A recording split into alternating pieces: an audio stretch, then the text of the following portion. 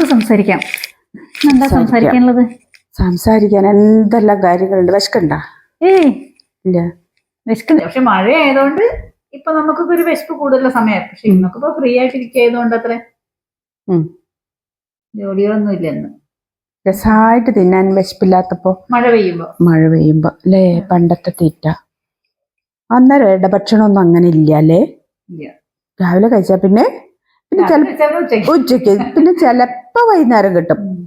വൈകുന്നേരത്തെ എന്താ പറയാ, ഈ മഴയൊക്കെ പെയ്യുമ്പോഴേ നമ്മൾ ഈ കൊണ്ടാട്ടങ്ങള് അങ്ങനത്തെ ബേക്കറി അല്ലല്ലോ ഇപ്പഴല്ലേ ഈ ബേക്കറി ഒക്കെ. പണ്ടൊക്കെ എല്ലാ വീട്ടിലും കൊണ്ടാട്ടം ഉണ്ടാക്കി വെക്കും വേനൽക്കാലത്തേക്ക്. ചക്ക കൊണ്ട് കൊണ്ടാട്ടം ഉണ്ടാക്കും. ചക്ക വറുക്കല്ല, ചക്ക ചെറിയ വാട്ടിട്ട് ഉള്ള പോലെ, അതുപോലെ തന്നെ നുറുക്കണതൊക്കെ നമുക്കത് വേവിക്കും.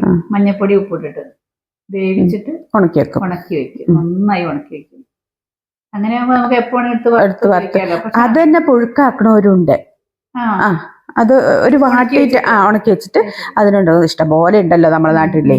അപ്പൊ അതെല്ലാം ഇങ്ങനെ വലിയ ചാക്കിലാണ്, പ്ലാസ്റ്റിക്കിന്റെ ചാക്ക് ഉണ്ടാവും, അതിൽ കെട്ടിയിട്ട് അട്ടത്ത് വെക്കും. അടുപ്പ് കത്തിക്കുമ്പോ പിന്നെ കേടാവുകയില്ലല്ലോ, കുത്തിപ്പോവൊന്നുമില്ല. അട്ടത്ത് അങ്ങനെ വെക്കും. അതിനകത്ത് നിർത്തുന്ന പുഴുങ്ങും. ചക്കയില്ലാത്ത കാലത്ത് രസമല്ലേ. പിന്നെ കൊണ്ടാട്ടങ്ങളുണ്ട്, കപ്പ കൊണ്ടാട്ടം. കപ്പ അതേപോലെ തന്നെ വേവിച്ച് ഉണക്കും.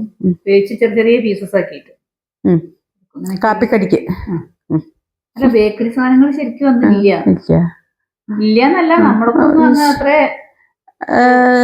കിട്ടുന്ന സാധനങ്ങളായിരുന്നില്ല അതൊന്നും. അതെ, പിന്നെ ഈ 5-8 കുട്ടികളുടെ ബേക്കറി തന്നെ തുടങ്ങേണ്ടി വരും. അതല്ല, ആദ്യം വരുമ്പോഴൊക്കെയാണ് ബേക്കറി കൊണ്ടുവരിക. അന്നിപ്പോ ഈ ഫ്രിഡ്ജില്ല, അതുപോലത്തെ വലിയ വലിയ അലമാരികളും സാധാരണ വീടുകളല്ലേ, ബേക്കറികൾ തന്നെ ഉണ്ടായിരുന്നത്. ഇങ്ങനത്തെ സാധനങ്ങൾക്കൊക്കെ അടുക്കളയിൽ ഒരു അലമാരി, ഇങ്ങനത്തെ സാധനങ്ങളൊക്കെ വെക്കാൻ ഒരു പെട്ടി, അടുക്കളയിൽ ഒരു പത്തായം.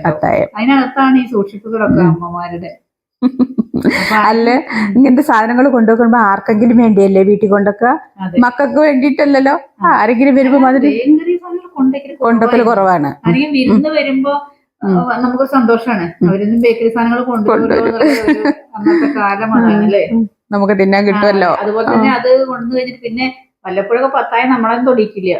താക്കോലൊക്കെ ഉണ്ടാവൂല്ലോ അന്നത്തെ പത്തായത്തിനൊക്കെ.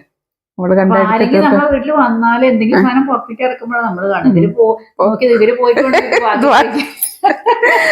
പപ്പടം അമ്മ പൊട്ടിച്ചത് അല്ലേ, അവര് തീർക്കൂലെന്ന് വിചാരിച്ചിരുന്ന ചിലപ്പോ അവര് തീർത്ത് കഴിഞ്ഞാൽ നമുക്ക് സങ്കടം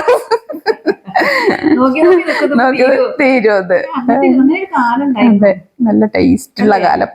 ടേസ്റ്റുള്ള കാലം. ദാരിദ്ര്യം എന്നുള്ളതല്ല, ഇങ്ങനത്തെ സാധനങ്ങൾ അത്ര ഫെമിലിയർ അല്ല. അതെ, ബേക്കറികളില്ല, പോയാലും വാങ്ങില്ല. ആരെങ്കിലും വരുന്ന സാധനങ്ങളൊക്കെയാണ് ആരെങ്കിലും വരുമ്പോ ചായക്ക് കൊടുക്കാനൊക്കെ അല്ലേ.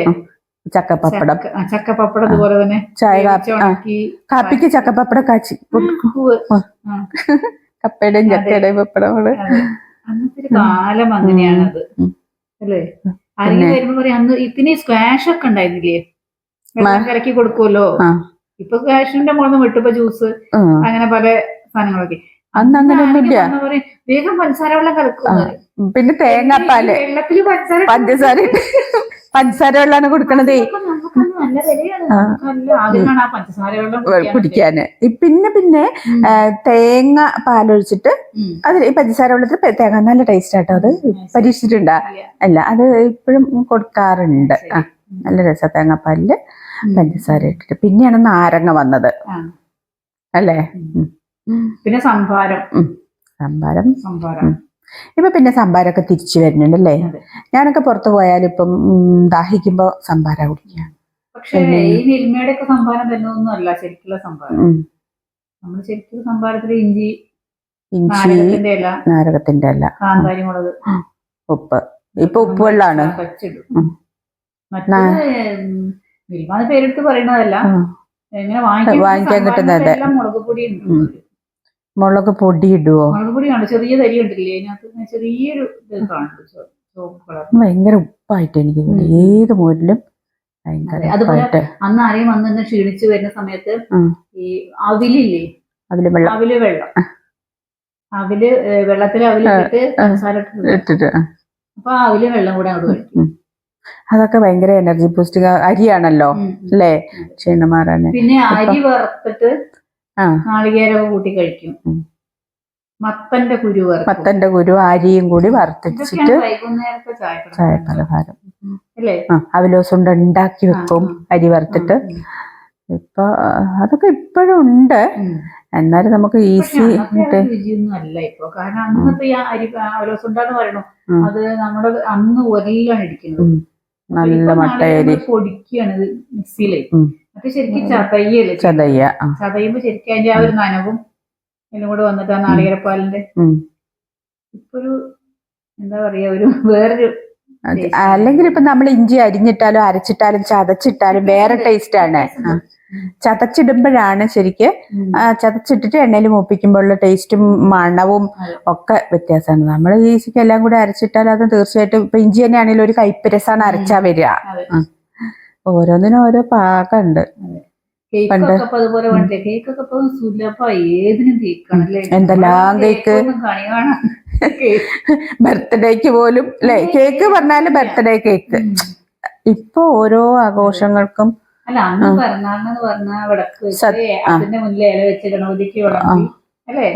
സദ്യ സന്തോഷമാണ് നമുക്ക്, നമ്മുടെ ഒരു സ്പെഷ്യലായിട്ട് പരിഗണിക്കുന്ന ഒരു ദിവസം. ഇപ്പൊ വിളക്ക് വെക്കണേന് പകരം കത്തിച്ച വിളക്ക് ഊതാണ് ബർത്ത്ഡേക്ക്. ആലോചിച്ച് നോക്കൂ, അത് ശരിക്കും ചെയ്യാൻ പാടില്ല.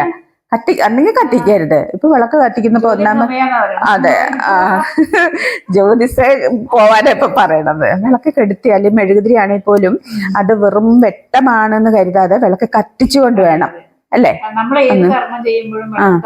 കത്തിച്ചിട്ടാണ്. അപ്പൊ ബർത്ത്ഡേക്ക് ഈ വിളക്ക് ഊതിക്കിടത്തുന്നത് ഞാൻ പലപ്പോഴും ആലോചിച്ചിട്ടുണ്ട്. അല്ലേ കത്തിക്കരുത്. വിദേശിയുടെ സംസ്കാരമാണ് അല്ലേ? അവര് പക്ഷെ കഴിഞ്ഞു പോയ വർഷങ്ങളാണ് ഊതിക്കെടുക്കുന്നത് തോന്നുന്നു. 2 വയസ്സായ കുട്ടിക്ക് ചിലപ്പോ 2 മെഴുകുതിരി വെക്കും. ഇപ്പൊ പിന്നെ നമ്പറാ എളുപ്പമുണ്ടല്ലോ, 25 മെഴുകുതിരി വെക്കാൻ പറ്റില്ലല്ലോ. എന്തൊക്കെ ആചാരങ്ങളാ. പഴയതെല്ലാം നല്ലതെന്ന് പഴയ ആൾക്കാർ പറയുന്നു. കാരണം നല്ലതാണോ ചീത്തയാണോ എന്ന് പുതിയ ആൾക്കാർക്ക് അറിയില്ലല്ലോ. പുതിയതിലും നന്മ ഉണ്ടെങ്കിലും പിന്നെ ഇപ്പൊ ആരോഗ്യപരമായ കാര്യങ്ങൾ ഫുഡ് ഐറ്റം ആണെങ്കിലും മോശമാണ്. തീർച്ചയായിട്ടും നല്ലതാണ്, നമുക്ക് ഓരോ ഉറപ്പും നല്ല ഭക്ഷണം കിട്ടുന്നില്ല. അന്ന് നമ്മൾ കൊടുക്കുമ്പോ നമ്മളൊരു സാധനം കൊടുക്കുമ്പോ അതിൽ സ്നേഹം കൂടി ചേർത്താണ് കൊടുക്കുന്നത്. അതെ, നമ്മളെ കൈകൊണ്ട് ഉണ്ടാക്കിയതാണല്ലോ എന്നുള്ളത്. പിന്നെ വിരുന്ന് പോണത് തന്നെ അവരുടെ ഭക്ഷണം, അവരുണ്ടാക്കിയ ഭക്ഷണം കഴിക്കാന്നാണ്. ഇപ്പൊ ആർക്കെങ്കിലും അങ്ങനെ കിട്ടുമോ? ഓർഡർ ചെയ്യും. അതെ, അപ്പൊ കിട്ടും. അവര് കഴിക്കണ അതേ ഐറ്റം ഇവിടെ വന്നിട്ട് കാശ് കൊടുക്കാതെ കഴിക്കുന്ന അത്രേ ഉള്ളൂ. ശരിക്കും അങ്ങനെ ചെയ്യരുതല്ലേ? വിരുന്നുകാര് വരുമ്പോ നമ്മളുടെ ഒരു ടേസ്റ്റ് അവർക്ക് കൊടുക്കണം. പറഞ്ഞാല് ഈ അമ്മമാർക്കും ഒക്കെ അവരുടെ ഒരു പാചക പ്രാഗൽഭ്യം തെളിയിക്കാനുള്ള അവസരവും കൂടിയാണ്. അതാ പറഞ്ഞ ആളുകൾ കഴിച്ചിട്ട് ആ ഗംഭീരമായിട്ടുണ്ട് എന്ന് പറയുമ്പോൾ അവർക്ക് ആ ജോലി ചെയ്തിട്ടുള്ള മാറും. ഒപ്പം നമുക്കൊരു നല്ല ഫുഡ് അഭിപ്രായം കേൾക്കുമ്പോ നമ്മൾ കഴിക്കുന്നത് ആരെയും വിരുന്ന് വരുമ്പോ അല്ലേ നല്ല ഫുഡ് കഴിക്കണേ, അവരുടെ കെയർ ഓഫില്. കാലങ്ങള് ഇപ്പൊ സുലഭാണ്. വേണ്ടപ്പോ വേണ്ടത്. കോഴിക്കോട് ജില്ലകളിലൊക്കെ ഹോട്ടലുകളുടെ ഒരു പൊടി കൂടുതലാണ്. എല്ലാത്തിലും തിരക്കാണ്. തട്ടുകടകളിലാണ് കൂടുതൽ തിരക്ക്.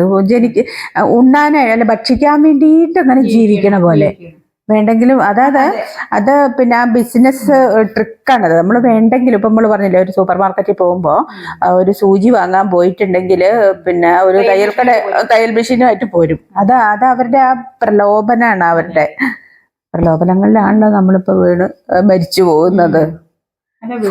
വീട്ടിലിപ്പോ അടുക്കളകൾ അങ്ങനെ വർക്ക് ചെയ്യാത്തൊരു കാലമാണ്. അടുക്കളകൾ എന്തിനിറ്റ അടുക്കള അല്ലേ?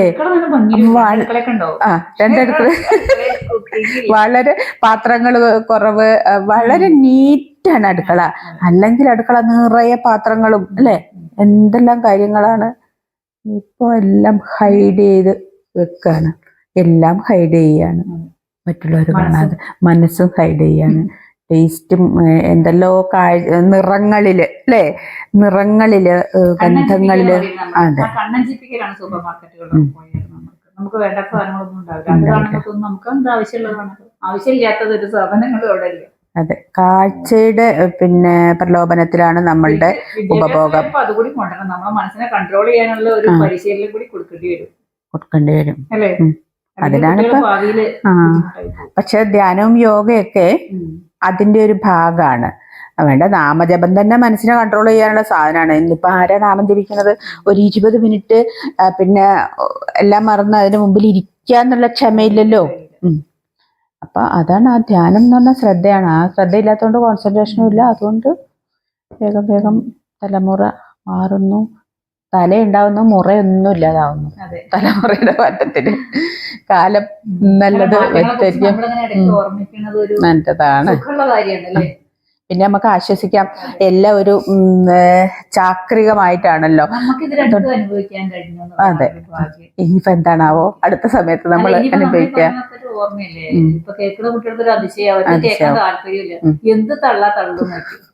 തള്ള വൈബ് പക്ഷെ വൈബ് ആണ്, വൈബാക്കണം എല്ലാം. എല്ലാവരും ഇതുപോലെ പഴയ കാര്യങ്ങളൊക്കെ ഓർമ്മിക്കുന്നുണ്ടായിരിക്കും വിചാരിക്കണം. അതെ, നമ്മളെ പ്രായത്തിലുള്ളവർക്കെങ്കിലും ഈ പഴയ ഓർമ്മകൾ അവരുടെയും കൂടി ആവും തീർച്ചയായിട്ടും. അപ്പൊ മറക്കാതിരിക്കാൻ ഇങ്ങനെ ഇടയ്ക്കിടയ്ക്ക് ഓരോ വർത്തമാനങ്ങൾ ഇങ്ങനെ ഒരുമിച്ചിരുന്ന് പറയാം, കേൾക്കാം, ഇനിയും നമുക്ക് സംസാരിക്കാം. ബൈ.